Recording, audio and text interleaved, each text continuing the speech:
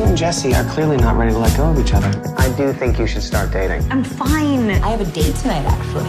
Oh my God, my ex is here. No, but you should leave. I'm not gonna leave. It's too late now because he's here now. Hey! This is going to be hard to believe, What? I met another person. Wait, what? I'm so sorry, Celeste. Are you okay? I'm totally fine. Are you having regrets about Jesse? What? No. If you ever need like someone to be with you and like hold you and caress you, I think I could be that guy. No. Good. Joni loves Chachi. What's this shit? Man, I wish they would make It's a Joni movie. Loves Chachi, actually. Wow, you're not far off. Yeah, really? It's Celeste and Jesse forever. Yeah, if you couldn't tell, I didn't see this movie, and Cyrus didn't see this movie. I didn't see it either. So it's Scott going to be Baio in it. You two fucks were out of town, so it's down to me and co-host to go see well, that. it's going to be Again. just like old days for you then, right? Oh, good yeah. old Well, times. the old days, except you guys are here. And in addition, I didn't want to see it. Yeah. I was actually going to want to see. Well, Sure. I was actually going to go see this movie because I was interested, but that was tonight when we had all these reviews to do. So Right. I'm kind of eager to hear what you have to say about it. Well, I mean, it's you look at it and you go like, hey, it's an indie romantic comedy starring Rashida Jones and Andy Samberg. Different twist this time. It's not about these two getting together. They've been together. I mean, they're like this perfect couple. The only thing is they're divorced, or at least they're about to be divorced. But they live together. They hang out all the time. They tease and flirt with each other. And they're they're kind of missing the point. Why there. are they getting divorced? well, you get to that later. Yeah, on. that is to be unraveled as the movie goes on. That is the thing, because it starts out where it's like they were with they're eating on a double date with a couple's friend of theirs who were about to get married, and in the middle of it, you see them having a good time and they had little inside jokes, and the other couple is just like, you know what? Fuck you guys. This is too weird. The fact that you're divorced and you hang out this much, I'm not going to even sit here for this. It's like they lose their shit at the tail, and I think it catches you off guard because you're looking at this couple, they're laughing, they're playing jokes, they're playing with their food with each other, and the couple that they're with, their friends, just are like, I can't do this anymore. I can't do this anymore, and you're just like, okay, what the fuck is going on? And then that's when you realize that, they were, at one point they were married, but they've gotten divorced, but they decided to take that friendship route to where the guy is still living in the same place with his ex. Are they still romantically involved, though? That's a good question. Are there any questions we can ask you that don't end with you going, That you sound like Yoda. Because it's like, hey, they're the perfect couple, except they don't have sex anymore. They seem to be attracted to each other, but they're just not fucking. Yeah, I mean, but when it comes back to it, she goes like, "Hey, you know what?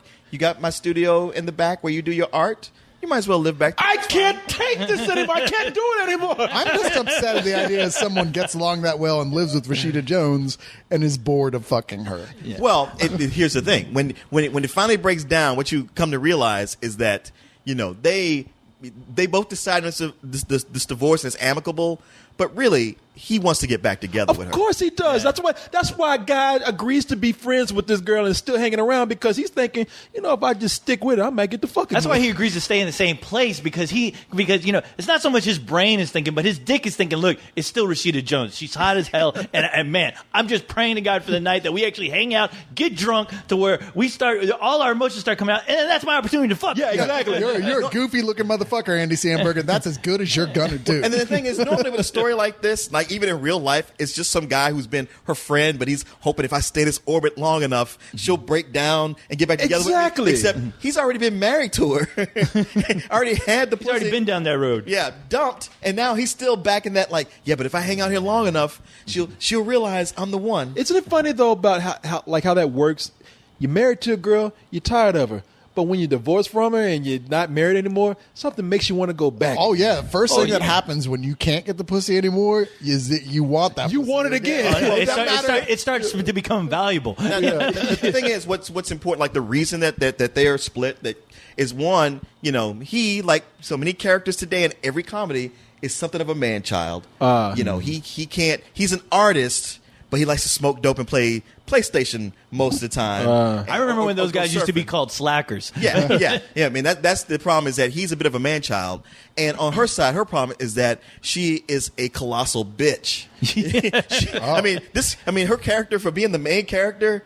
She is fucking unlikable. She is. What is she doing that's so bitchy? She is basically somebody. She's like a well, she's not quite middle aged, but she's an elder hipster who thinks she's smarter than everybody. She looks down her nose at everything. Everything that comes up, she's like, whatever. I mean, and her job, she's got like the silliest job, which is she's a trendsetter. She predicts trends. She works for some kind of like snooty magazine, where she just goes on TV and predicts trends, and people listen to what she writes. Rides around in limos with Robert Pattinson. She lives in Austin. She makes way too much money for what a fluff journalist would actually make in real life. Did you ever tell me what you did for a living? No, I didn't. Well, will you? I'd love to know. I'm a trend forecaster. I forecast trends. Trend forecaster, yeah. Are you serious? I'm sorry, I thought you were just... You traded in your Porsche for an Audi because the economy's still tanking and you're afraid you'll lose your job. You just bought a Droid cell phone because you think it makes you seem more business-oriented, unlike the iPhone, which you think is for teenage girls. You go to yoga because you went to a sub-Ivy League school. You spent the last 10 years working long hours, drinking all weekend. You thought it was time to do something spiritual. It's nice to meet you, Paul. But it's not until you don't really get to see this side until they you notice that Andy Samberg gets an opportunity to date.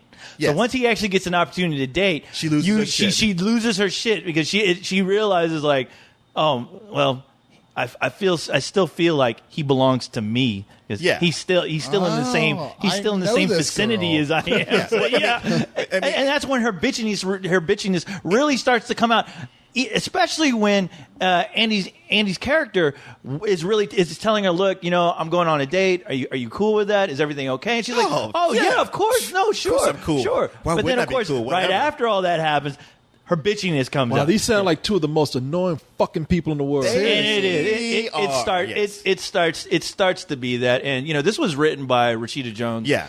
And it has all the all the characteristics of like a first time writer, to where they're trying to write something that you haven't seen before, because in a way it's a romantic comedy, but it's trying not to be a romantic comedy so bad that it ends up doing a reversal. It becomes what it's been seeking out not to be, even to the point where they even have Elijah Woods as the gay best friend. He is the gay best friend. That makes it a point in the movie to say, well, I didn't want to sound like that cliche gay best friend that you always see in movies, where there's a point in the movie where he like says this. And by the end of the movie, you're like, you're that exact same fucking guy that you've been saying you're not throughout this whole movie. It's the movie, much like her character that thinks she's smarter than everybody else. The movie thinks it's smarter than everybody else. It's as co-host put it, it's like, hey man, I'm sick of all those Jennifer Aniston, Katherine Heigl movies. I'm gonna write a romantic comedy that's smarter than that, and yet it falls into all the same traps and does all the same annoying shit. She doesn't do pratfalls. But that's about it. There's subplots that are there just to have something. There's girly moments that don't mean anything.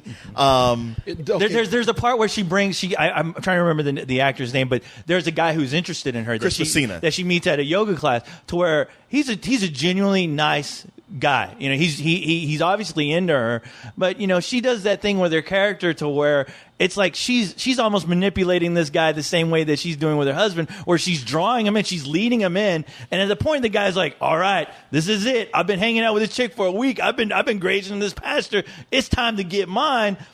You know what? Not tonight. I can't do that. And when that happens, you're I'm like, not ready. Christ, woman, Okay. will you fucking leave these guys alone already? Is there a montage in this, in a point where they could have resolved everything by communicating but didn't?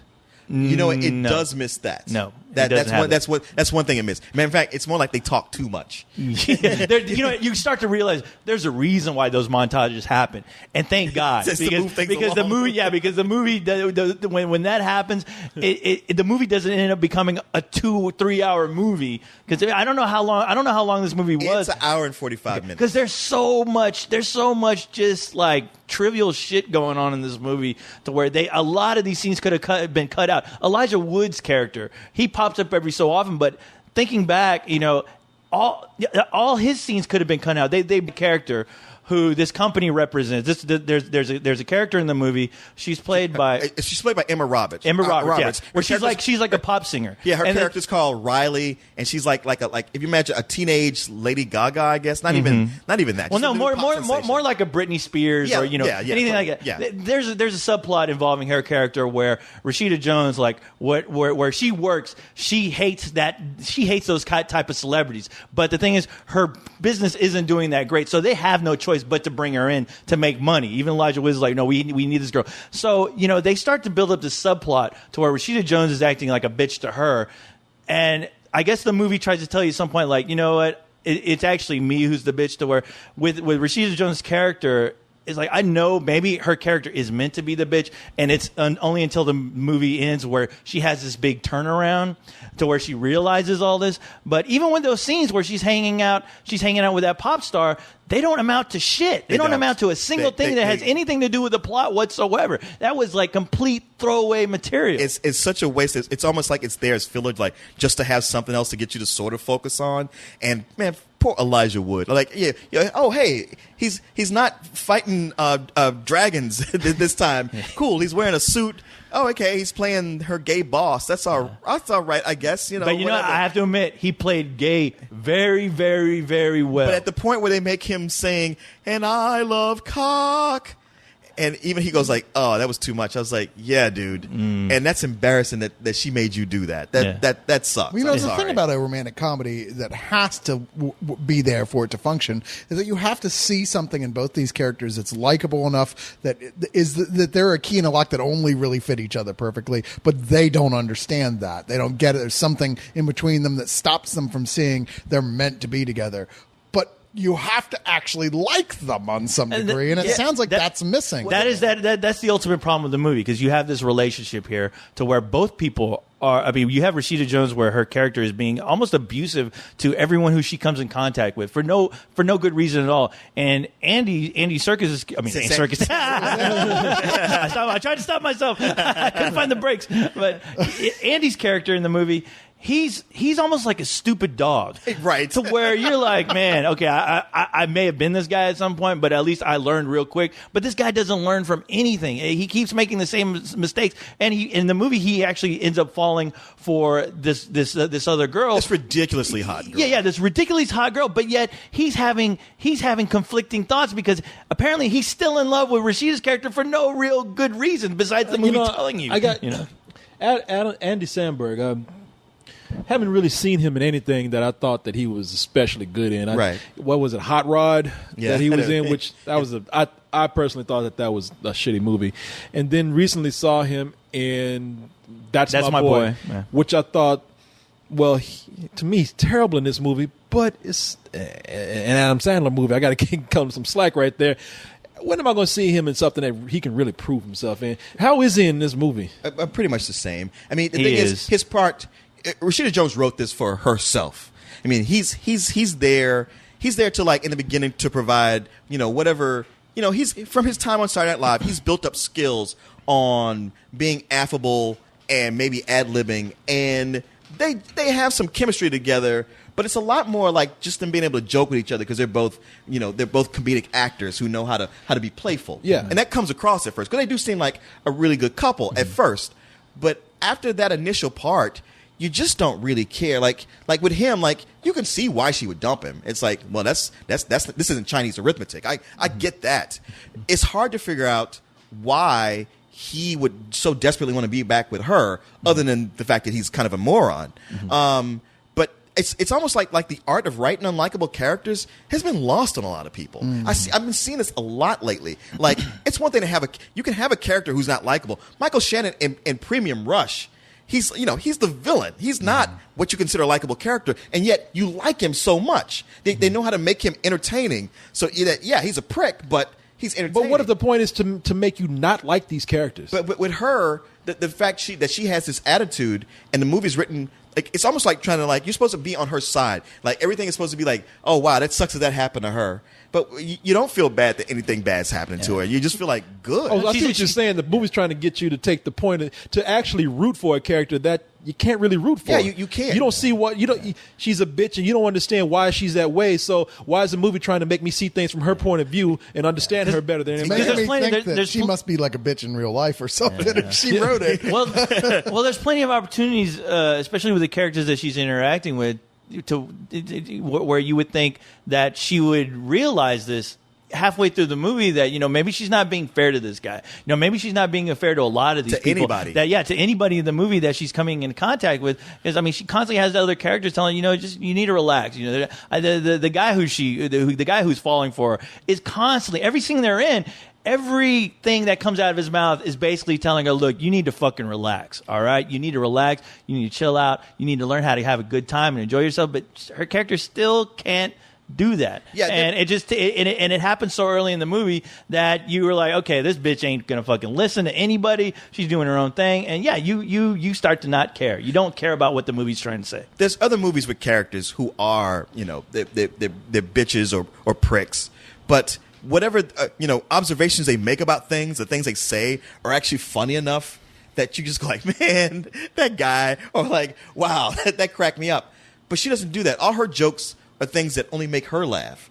So you just kind of like, and it's so late in the movie by the time she gets it, you're like, I don't care. You're ready to leave. You don't deserve a happy ending. You really are. Well, what'd you like about the movie? I mean, surely there's something in the movies, because the way you're talking about it now, I mean, it's not like these characters annoyed you so much that you didn't like the movie at all, but is there something in there that you did Corey's enjoy? like, fuck you, I'm going to see it and I'm going to like it. Exactly. I will admit the chemistry between the two at the beginning. At the beginning, yeah. If that would have carried on through a good half of the movie, I mean, because that's the only time when the movie really worked. I'm like, what? That's what made me baffled. Like, why did you guys divorce in the first place? I mean, I've seen divorced couples. I know people who are still in relationships that they hate. They don't act like this. Why are you guys acting like this? I mean, I was their friends at the beginning of the movie. You wanted to yell at them, but I did notice the chemistry, and it's too bad that didn't last because that was kind of the thing that was keeping me interested. True, and it's almost like that premise of like, wow, how can these people be divorced when they're the perfect couple? That wears off 20 minutes in, and from that point on, you're just like, why were they even together more than 6 months? How did they even get to the point of being married? So you didn't even buy this relationship even as good as the actress. No, the whole thing of will they get back together, won't they? You're like, ew. Who gives a shit? Don't. Move on. You're like, let me make a decision for you. Don't. Yeah, they're both so self-destructive in their own way. Yeah. It makes no sense. You're two annoying people. You make one huge annoying asshole. You don't need to be together. It sounds like actually some people that I know.